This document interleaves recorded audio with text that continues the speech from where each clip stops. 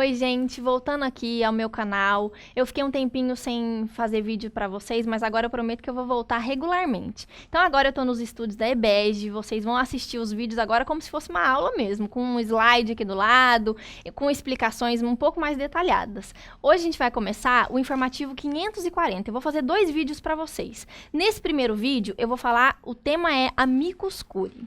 Vou falar com vocês o seguinte: veio na primeira decisão do informativo, veio falando o seguinte: essa primeira decisão é a questão de ordem no recurso especial 1.152.218 do Rio Grande do Sul.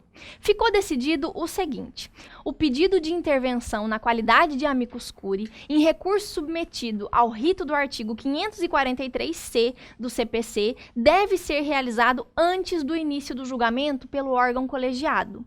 Isso significa dizer que o STJ estabeleceu um limite temporal para o ingresso do amicus curiae no recurso repetitivo. Aí você pode se perguntar, mas é possível o ingresso de um amicus curiae no recurso repetitivo? Sim, é possível. Por quê? Vamos ver que essa possibilidade está expressa no Código de Processo Civil. Está no artigo 543-C, parágrafo 4º. Diz o seguinte esse artigo: o relator, conforme dispuser o regimento interno do STJ e considerando a relevância da matéria, poderá admitir a manifestação de pessoas, órgãos ou entidades com interesse na controvérsia. Isso significa a possibilidade de um ingresso do amicus curiae no recurso com regime no recurso especial que segue o regime repetitivo.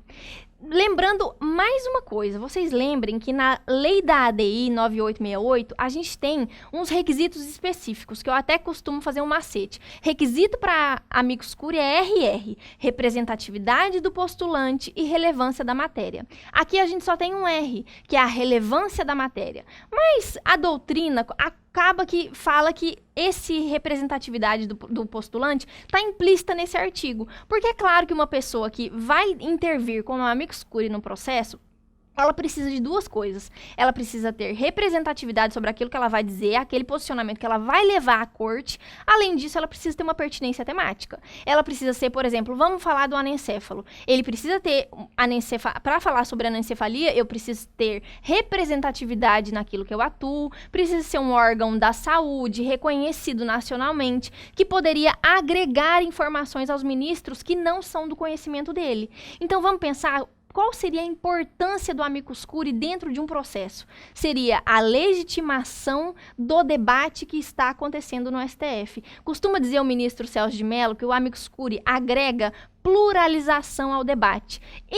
Ele estaria, na verdade, situando e fixando o julgamento naquilo que o Peter Habermas fala, que é o seguinte: a sociedade aberta dos intérpretes constitucionais, garantindo assim que uma discussão de nível constitucional possa contar também com a participação da sociedade. E nesse caso, o amicus curiae é um exemplo perfeito para essa sociedade aberta de intérpretes da Constituição, que ele estaria legitimando o debate, pluralizando e democratizando a decisão do STF, do STJ, permitindo à sociedade participar daquele julgamento tão importante. Então era isso que eu queria dizer. Lembrem-se então que é possível amicus curiae no recurso de repetitivo e é possível também uma limitação temporal para isso. Outra coisa que eu queria falar com vocês nesse julgamento é o seguinte: que o STF também pensa da mesma forma. Conforme reiterado no informativo 733, na ADI 5022, que é uma medida cautelar de Rondônia, ficou decidido o seguinte pelo STF: o tribunal entende que o amicus curiae só pode demandar a sua intervenção até a data em que o relator liberar o processo para pauta. Então vamos entender o seguinte: tanto o STF como o STJ já falaram e já se notificaram a respeito disso e não há controvérsia mais. STF e STJ dizem: até que o relator libere o processo para pauta, pode intervir o amicus curiae. Após esse prazo, não pode mais. Então é isso que eu queria deixar com vocês hoje, tá bom? No próximo vídeo a gente vai falar sobre outro julgamento.